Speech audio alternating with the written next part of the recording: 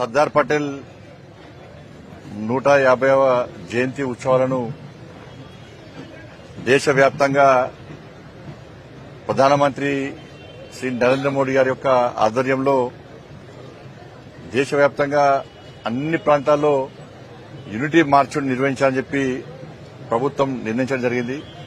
దానిలో భాగంగా ఈరోజు కరీంనగర్లో ఈ యూనిటీ మార్చ్ను నిర్వహిస్తా ఉన్నాం. భారతదేశం యొక్క ఐక్యత కోసం తన సర్వస్వాన్ని త్యాగం చేసినటువంటి ఒక మహనీయుడు, ఒక ఉక్కు మనిషి సర్దార్ పటేల్. ఇలా దాదాపు 560 సంస్థలను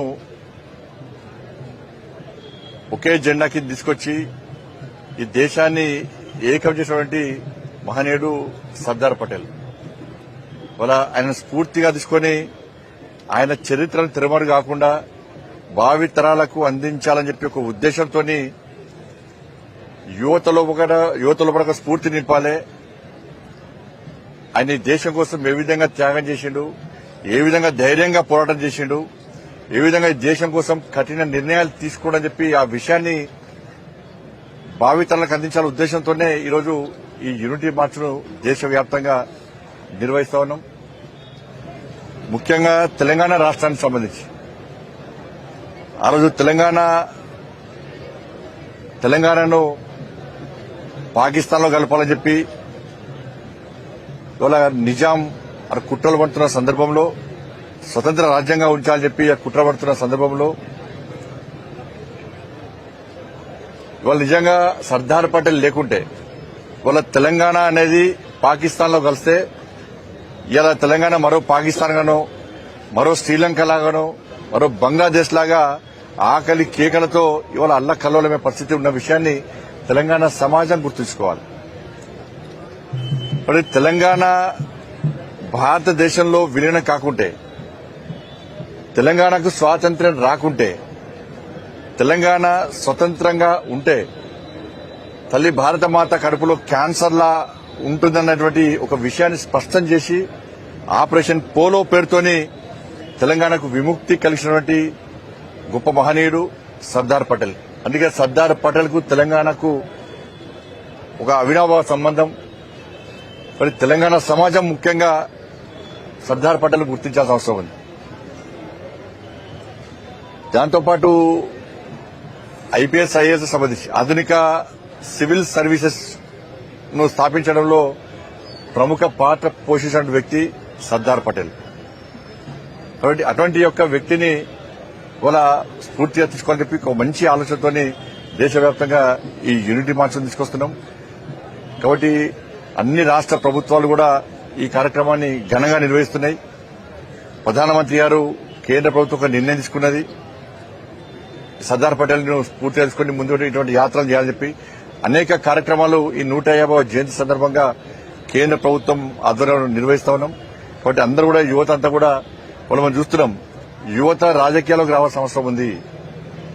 వాళ్ళ కెరీర్ ను ఉద్యోగాల కోసమో, వ్యాపారాల కోసమో, విదేశాలకు పోవడం కోసమో వాటికి మాత్రమే పరిమితం చేస్తే ఈ దేశము ప్రపంచాల్లో పోటీపడే స్థాయికి వచ్చేది. పోటీపడే స్థాయికి వచ్చినప్పుడు యువతను ప్రోత్సహించాల్సిన బాధ్యత ఉంది. లేకుండా కుటుంబ పరంపర రాజకీయాలు ఇవాళ ఈ దేశంలోకి వస్తున్న సందర్భంలో యువత అంతా కూడా రాజకీయాలకు రావాల్సిందిగా ఈ సందర్భంగా విజ్ఞప్తి చేస్తూ, వచ్చిన వాళ్ళందరూ కూడా రాజకీయ స్వార్థంతో కాకుండా, కుటుంబం కోసం కాకుండా ఈ దేశము, ఈ సమాజం అనే ఒక విషయాన్ని ఆలోచించి సర్దార్ పటేల్ లాంటి ఒక మహనీయులను స్ఫూర్తిగా తీసుకుని వారు ఏ ఆశయాలు, ఏ లక్ష్యం కోసం వారు ఈ దేశం కోసం పనిచేశారో ఆ లక్ష్యాన్ని చేర్చుకోవడానికి,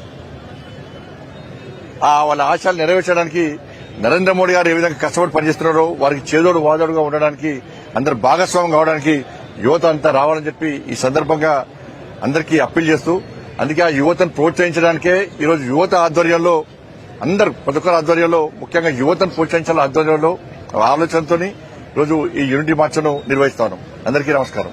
దాంతోపాటు సౌదీలో ఇప్పుడే సమాచారం వచ్చింది, సౌదీలో దాదాపు 42 మంది బస్సు యాక్సిడెంట్లో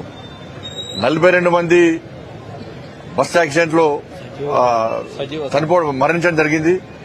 దానిలో భారతీయులు దాదాపు 18 మంది తెలుగు వాళ్ళు.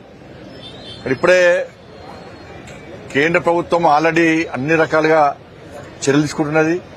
అమిత్ షా గారు ఆ దేశ వాళ్ళతో మాట్లాడడము, అన్ని రకాలుగా చర్యలు తీసుకోవాలని చెప్పి, అన్ని రకాలుగా ఏర్పాటు చేయాలని చెప్పి, వాళ్ళందరినీ ఏ విధంగా కాపాడాలి, ప్లస్ ఆల్రెడీ మరణించిన వాళ్ళ విషయంలో ఏ విధంగా ఆలోచించాలని చెప్పి తగిన చర్యలు తీసుకోవాల్సిందిగా, అన్ని ఏర్పాట్లు చేయాల్సిందిగా ఆల్రెడీ కేంద్ర హోంశాఖ మంత్రులు అమిత్ షా గారు ఆల్రెడీ మాట్లాడడం జరిగింది సౌదీ ప్రభుత్వంతో.